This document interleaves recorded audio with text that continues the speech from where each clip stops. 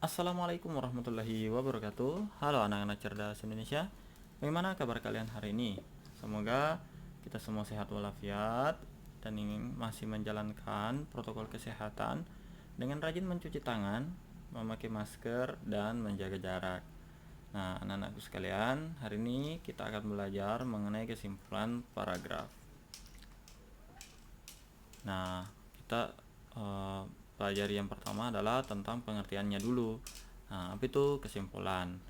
Jadi kesimpulan itu adalah suatu proposisi atau kalimat yang disampaikan yang diambil dari beberapa premis atau ide pemikiran dengan aturan-aturan inferensi atau yang berlaku. Nah, untuk lebih mudahnya, Pak Guru sudah buat ini dari kalimat di atas, yaitu kesimpulan adalah suatu kalimat yang disampaikan yang diambil dari beberapa ide pemikiran dengan aturan-aturan yang berlaku. Nah, bagi anak-anakku yang mau tulis, silahkan nanti ini kalian di screenshot saja yang Pak Guru tebal ini yang kalian tulis.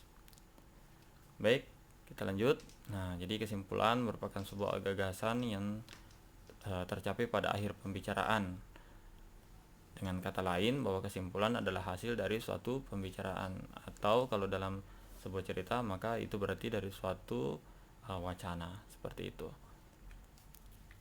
Nah, bagaimana cara membuat kesimpulan bacaan? Nah, yang pertama, anak-anakku bisa membaca teks.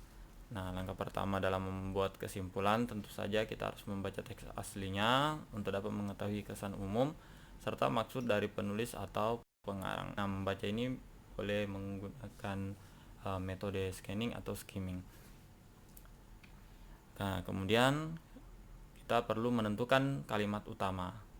Nah, setelah itu barulah anak-anakku sekalian menentukan kalimat utama itu yang mengandung gagasan utama dari sebuah paragraf. Nah, biasanya kalimat utama itu terdapat di awal atau di akhir dalam sebuah paragraf. Ini sebenarnya materinya sudah dijelaskan di video sebelumnya ya. Nah, dengan demikian jika sudah selesai maka kita bisa menentukan kalimat utamanya melalui kita bisa menyimpulkan isinya melalui dari kalimat utama tersebut. Nah, kita lanjut. Setelah itu barulah kita membuat kesimpulan. Setelah melakukan dua hal yang tadi, kita menyusun kalimat berdasarkan inti kalimatnya dalam sebuah paragraf agar menjadi sebuah kesimpulan. Nah, terdapat 3 kriteria dalam menulis kesimpulan. Yang pertama, kesimpulan berupa hasil analisis terhadap teks atau bacaan yang sudah dibaca. Kemudian yang kedua, sebuah kesimpulan menggambarkan isi dan paragraf. Kemudian kesimpulan yang berisi hal-hal yang terdapat di paragraf. Baik, ini sudah jelas, kita lanjut. Nah, bagaimana langkah-langkah dalam membuat kesimpulan? Tadi sudah ada gambaran umumnya. Nah, untuk langkah-langkahnya, yang pertama kita mendengarkan atau membaca dengan saksama isi dari informasi yang disampaikan. Nah, tadi Pak Guru sudah sampaikan bahwa bagaimana kita membuat kesimpulan, ya tentu saja harus membaca bacaannya dulu atau wacananya dulu. Nah, setelah itu kita tafsirkan pokok pembahasannya. Jadi pokok pembahasan apa yang kira-kira dibahas pada sebuah wacana. Kemudian kita seleksi dan menentukan ide pokok atau pokok pikiran. Nah, setelah itu baru kita menuliskan kembali pokok pikiran tersebut dengan kalimat sendiri secara ringkas. Kemudian disampaikan isi informasi yang kita tulis secara jelas dan runtut, maksudnya itu berurutan ya. Nah, kesimpulan yang baik adalah kesimpulan yang memuat seluruh isi teks yang dibahas dengan kalimat efektif dan mudah dipahami. Nah, adapun isi dari kesimpulan itu sendiri yaitu ringkasan isi teks dengan memuat informasi secara singkat, padat dan jelas. Nah, seperti itu. Nah, ciri-ciri kesimpulan yang baik. Nah, kesimpulan yang baik yang pertama, menggunakan bahasa yang baik dan benar, atau mungkin di sini lebih tepatnya ke bahasa-bahasa yang baku. Misalnya apotek dengan apotik. Nah, berarti sebaiknya menggunakan kata apotek karena apotek lah yang merupakan kata baku.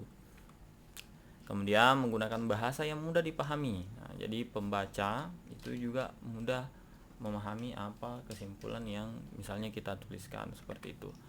Kemudian berisi pokok pembicaraan. Sudah jelas. Kemudian menggunakan penarikan pernyataan secara umum dari kalimat fakta sebelumnya. Kemudian membandingkan dua hal yang berbeda namun tetap memperlihatkan kesamaan pada sisi tertentu. Oke, kita lanjut.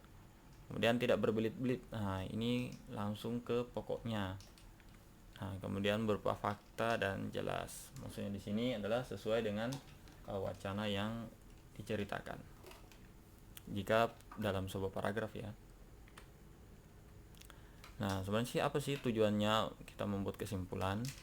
Ya, jadi tujuannya adalah untuk memberikan kesempatan serta informasi kepada para pembaca agar mengetahui secara cepat tentang apa hasil akhir yang diperoleh dari misalnya dalam sebuah penelitian. Nah, dari penelitian yang telah dilakukan. Jika bentuknya penelitian ya. Baik, kita ke salah satu contoh lah. Contoh kesimpulan. Nah, di sini ada sebuah paragraf. Pak Guru bacakan ya. Pengguna jasa angkutan udara dan laut di Balikpapan, Kalimantan Timur menuju Jumpandang dan Surabaya pada musim liburan sekolah Juni-Juli 1996 mencapai puluhan ribu orang. Seluruh penerbangan dan pelayaran menuju Surabaya penuh dan pesanan tiket melonjak dari hari biasanya. Nah, jadi kesimpulan yang bisa kita ambil dari bacaan di atas adalah pesanan tiket jasa angkutan akan melonjak pada musim liburan. Nah, sudah seperti itu saja. Jadi singkat, padat, jelas dan mewakili keseluruhan paragraf ini. Kurang lebih seperti itu. Nah, baiklah anak-anakku sekalian, cukup sekian video kita hari ini. Dan sampai jumpa di video Pak Guru lainnya. Assalamualaikum warahmatullahi wabarakatuh.